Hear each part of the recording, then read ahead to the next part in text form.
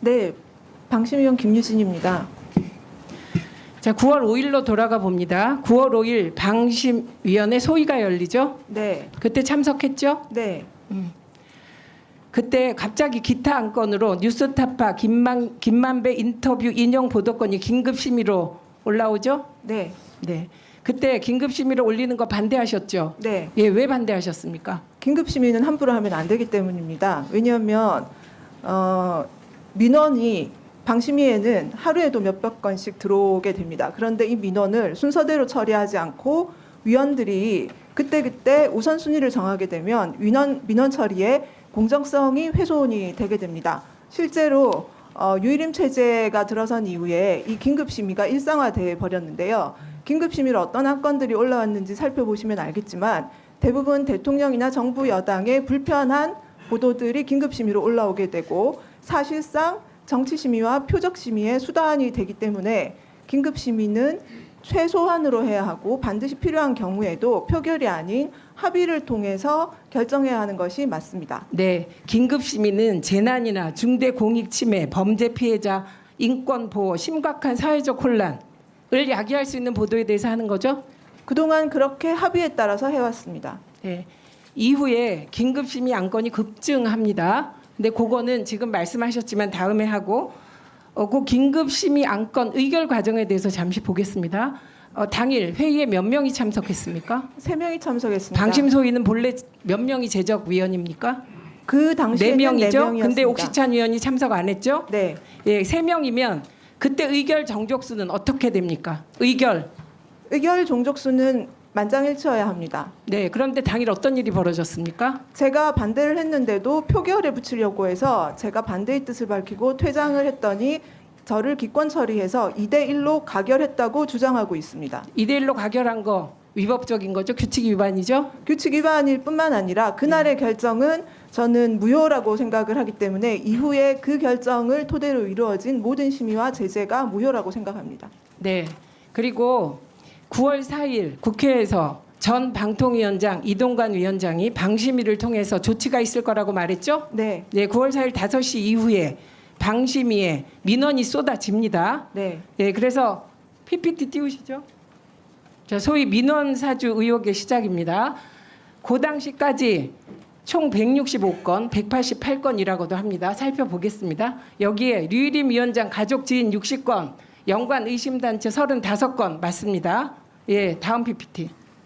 자, 여기 쌍둥이 동생, 동생의 부인, 아들, 조카, 처제, 동서까지 민원을 넣습니다. 그리고 지금 직전에 근무하던 단체들 또 이렇게 많은 사람이 민원 넣습니다. 그 다음 보여주시죠. 류일임 위원장의 동생의 부인과 함께 대구 A수련원에서 근무하던 사람들까지 했습니다. 이분들은 강요하진 않고 부탁했다 이렇게 얘기했죠. 예, 여기에는 이런 분들도 있습니다. 네, 이게 어떤 형식으로 됐냐면 누군지 모르는 류일임 위원장의 동생이 말하기를 류일임 위원장의 후배가 부탁을 했다. 네, 그래서 동생이 가족, 친구, 직원들에게 이렇게 부탁한 거로 돼 있습니다. 명백한 민원 사주죠. 네, 그렇게 생각합니다. 그리고 긴급심의에 대해서 돌아가 봅니다. 그래서 긴급심의 안건이 그 이후에 9개월간 총 22건 있었습니다.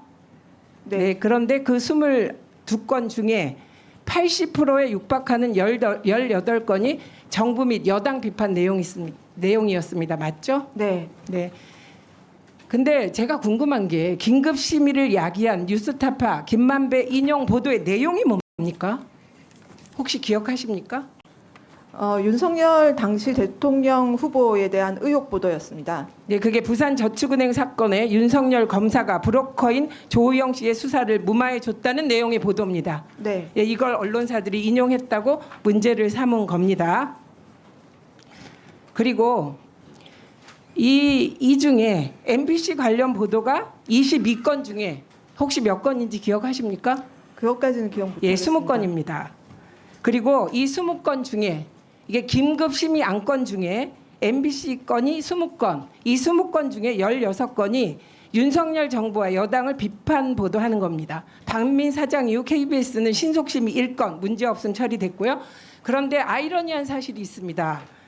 로이터 저널리즘 연구소 2023년, 2024년 뉴스 신뢰도 1위가 혹시 어딘지 아십니까? MBC입니다. 네, 그 프로테이지도 상당히 높습니다. 2023년 58%, 2024년 57%입니다.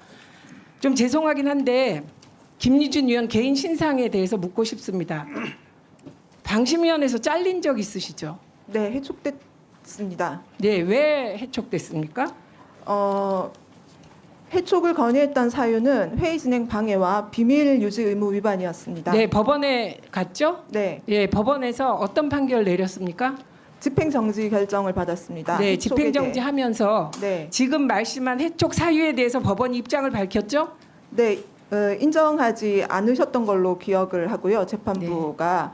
그리고 민원사주 의혹에 대한 진상 규명이 공익성이 있다라는 문구가 들어 있었던 것으로 기억합니다. 네, 김유진 위원은 윤석열 대통령을 상대로 소송을 걸어서 이겨서 국가와 윤석열 대통령을 상대로 소송에서 이겨서 돌아온 방심위원이십니다. 그렇게 돌아온 소회가 어떻습니까? 제가 돌아와서 기쁘다기보다는 저의 진상규명 노력의 정당성이 인정받은 것이 큰 의미가 있다고 생각합니다. 예, 방심위원 하면서 류일임 위원장 체제에 대해서 어떻게 생각합니까? 유일임 위원장 체제에서 심의기구가 언론통제기구로 전락을 했고 표적심의와 정치심의가 남발하고 있다고 생각합니다. 네, 수고하셨습니다. 들어가 주십시오.